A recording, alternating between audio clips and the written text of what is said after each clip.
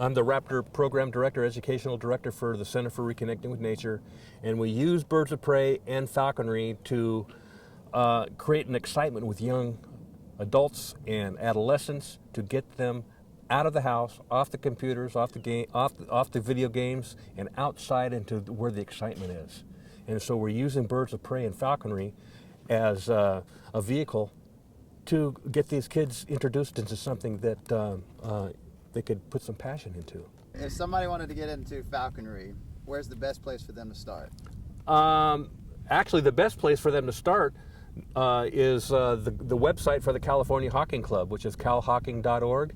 And we have all of the information that you need for this particular state, but we do have the study manuals, the apprentice Falconry Apprentice Study Guide that has become the standard nationwide for taking the test.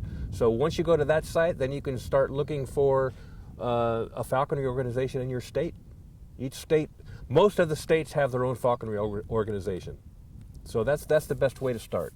The time frame involved for becoming a falconer actually depends on where in the year you come into the sport and take the test, pass the exam, and there's a trapping season where you're required to trap a wild red-tailed hawk or an American kestrel, train it, fly it, and hunt it.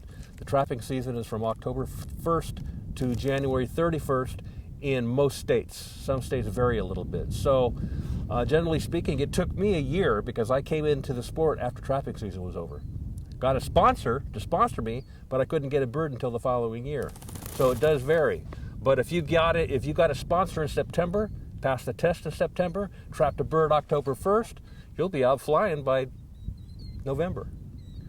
Don't forget you got to build your muse. There's a lot of requirements, yes. Yeah, a lot of requirements. You have to build a muse, and that's no small thing. And they have to be, you have to have a chamber that is, the specifications have to be per your state requirements. They have to be inspected and approved. You have to have the equipment, leashes, jets, bath pans, hood, food, all that stuff. So there's a lot of details involved. How do you think most people have never heard of falconry, that this is even a sport? Falconry actually has only been in the United States for less than 100 years. So it's not a real high-profile sport. Not a whole lot of people know about it unless they've read history books or done some research as to what the hunting methods were over in the Middle East or in England or in the United Kingdom. When you catch one in the wild, how long does it take for your training process before you're doing what you're doing today and then taking them hunting? It varies from bird to bird, but generally speaking, about 4 weeks. 4 weeks, you catch a wild bird, have trained it, and you can go out hunting. And go out hunting with it, yeah. Pretty much. Does that blow you away? But yeah, it's actually pretty surprising.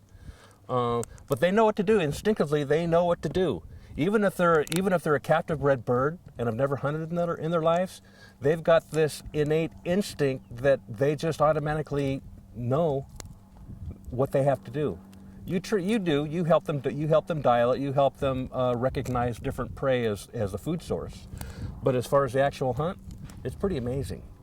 Well, it's got to be great satisfaction when that moment happens. When you've trained them, you've caught it, trained it, you watch them fly for the first time and hunt.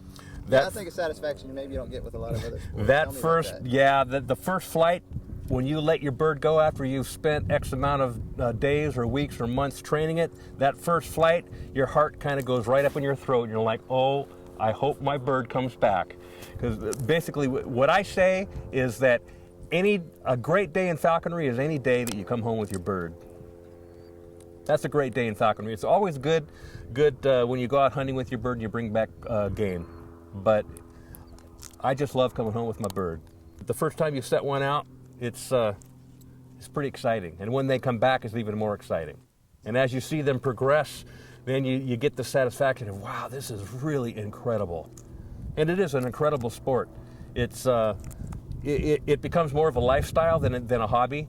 When I first got into it, I thought, oh, I'm just going to fly hawks. And opportunity came by for a falcon, and I've been flying both for almost 10 years now, through the help of a lot of mentors. The community is relatively small. We all know each other. The state of California has got the largest concentration of falconers in the United States. California Hawking Club is the largest falconry organization in the United States outside of the North American Falconers Association. It's a 2-year program. You have to be sponsored by a general or a master falconer through that 2 years, and it's a huge commitment. It really is. It's a huge commitment to become a part of somebody's life and help them become a good falconer. It's a huge commitment as you, the sponsor. Huge commitment. But that's what you guys do. That's what we do. It's about giving back to the sport. It's a 4,000-year-old sport, and not a lot of people know about it. It's incredible. It's incredible to work with these birds. This particular sport is probably the most rewarding and the most disappointing sport you could ever imagine to partake in, because there's so many things that can go wrong, there's so many things that can happen, and when you're successful at it, that part of it makes it absolutely incredible. Just that part of it, and being a part of the bird's paradigm is something that is kind of indescribable. Once you have one of these birds, and of course they're not pets, but there's an attachment that you get with these animals